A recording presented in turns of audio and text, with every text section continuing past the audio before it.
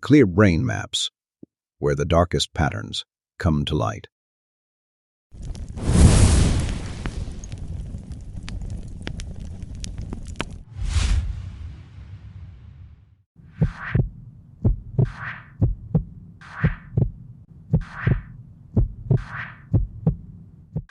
She was worth $6 million. She raised 3 daughters, alone, after a divorce most people would not recover from. She built her interior design empire from nothing. She was everything a target looks like, and she never saw it coming. It is a crime scene that was designed to look like romance, and the weapon used. It is something your brain literally cannot defend against, unless you know what to look for. 1 in 3 adults in abusive relationships report love bombing as the entry point, and a 2020 study found the neurological signature of love bombing is identical to cocaine addiction, not metaphorically, on a brain scan. His name was John Meehan.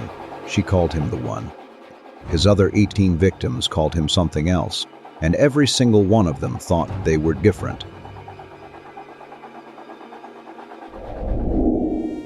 What happened inside Deborah Newell's mind is happening right now, to someone you know. Maybe to you. Deborah Newell was 59 years old when she downloaded a Christian dating app. She was successful, independent, and exactly the profile a predator selects.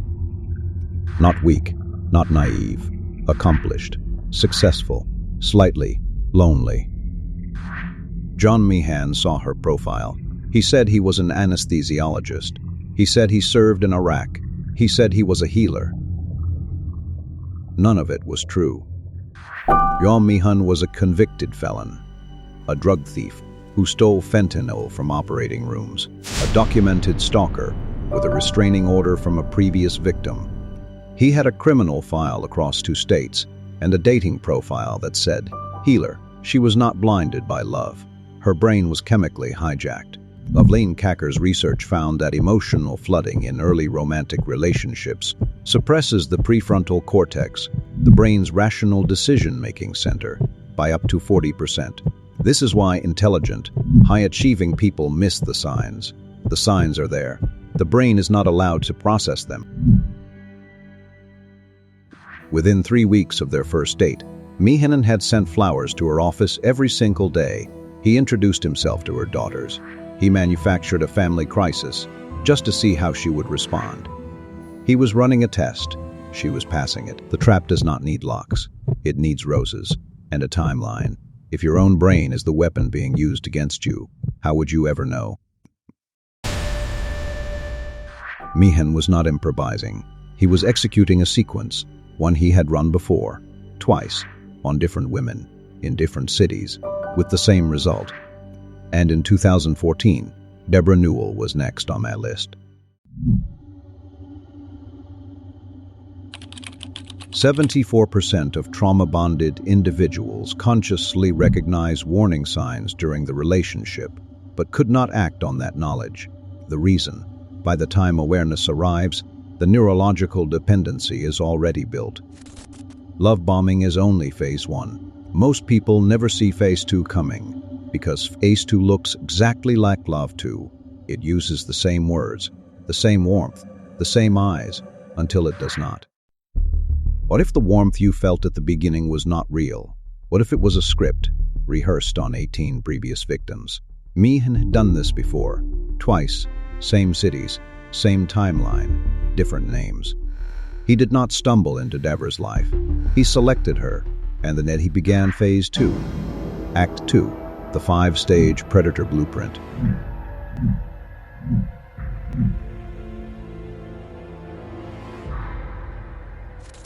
Stage 1, love bomb. He did not make her feel loved. He made her feel chosen. That is not the same thing, and that distinction is the entire weapon.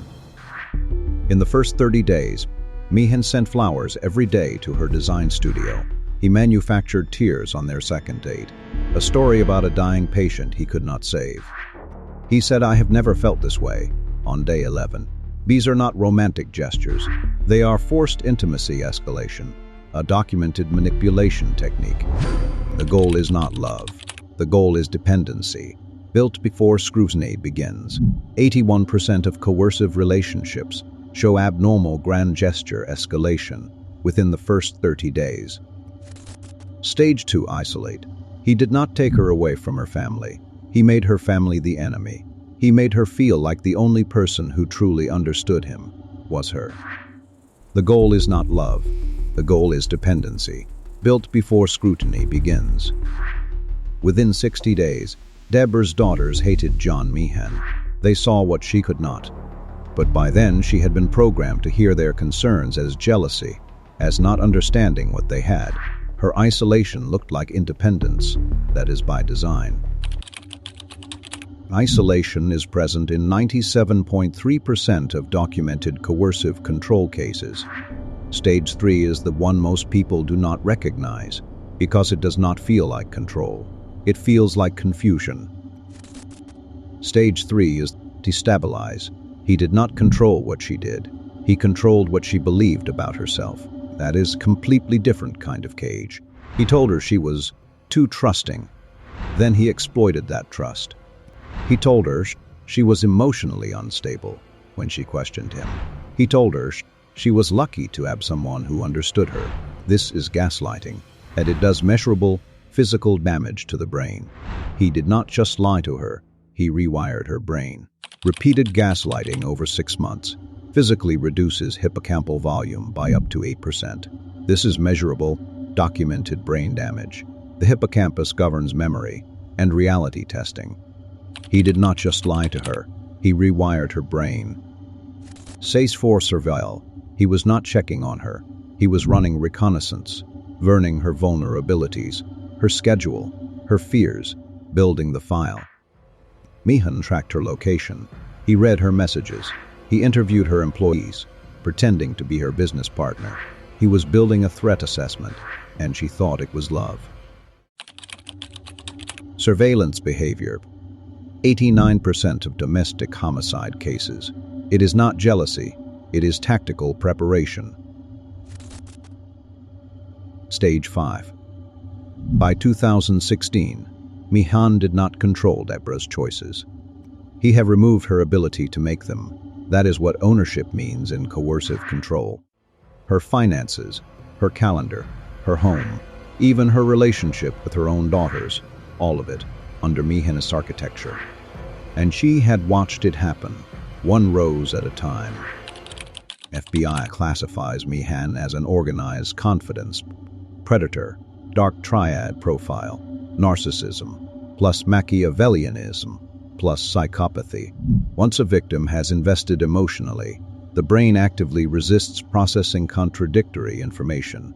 The more she committed, the harder she had to fight her own brain to see the truth. How many people in your life, right now, are closer to stage 3 or 4 than they realize, including you? The root cause of what happened to Deborah Newell is not weakness. It is not stupidity. It is not being too trusting. The root cause is neurological, systemic, and it was designed to be invisible. Which means detection requires tools, not instinct, tools.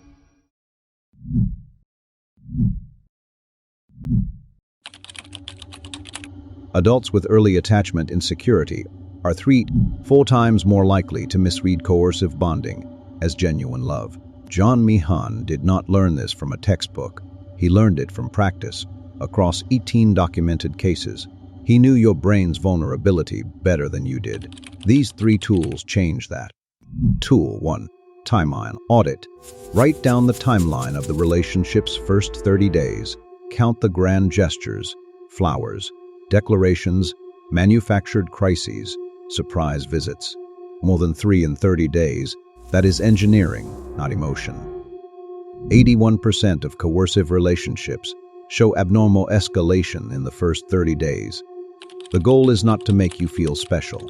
The goal is to make you dependent before you think to question anything. Tool 2. Isolation index. List 3 people you spoke to regularly before this relationship began. Are you still in contact at the same frequency, or less? If those connections have thinned, that is not natural drift, that is architecture. Someone built that wall. 76% of trauma-bonded individuals feel chosen, not isolated. The isolation is invisible because it feels like intimacy. Tool 3 is the most important one because it is the only tool that works after the trap has already closed. Tool 3, pattern naming. Say it out loud. I experienced coercive control pivot, not he was controlling. Not things got complicated. The specific language activates the prefrontal cortex and disengages the amygdala. Hijack. Naming trauma with clinical language reduces neurological intensity by 32%. Language is not just description. Language is the intervention. The predator's power ends the moment you name exactly what it was. Deborah Newell eventually used all 3 tools. It did not undo the damage, but it ended the trap. Because you cannot be controlled by something you can see clearly. Before you go, I need to ask you something, not a word. A real question. What was the first moment you sensed something was wrong, but convinced yourself you were overthinking it? Drop it below. No judgment. Just, what was that moment? Sometimes the answer you write in the comments is the first time you have said it out loud. I read every single one. There is one thing I did not tell you. Women. Locations. Notes on what gestures worked. Notes on what gestures did not. A column labeled, Time to Full Control. A predator's field manual. But what disturbed investigators most was not the names. It was that column. Time to Full Control. And next to Deborah Newell's name, if this video maps something in your mind, if you recognized a pattern in someone you know or someone you were, subscribe to Clear Brain Maps. Because next week, we are covering the case that makes Dirty John look like a rehearsal. The algorithm rewards what you watch to the end. You already proved you are the kind of person who needs to understand, not just consume. New case every week, different predator, same psychology, different trap.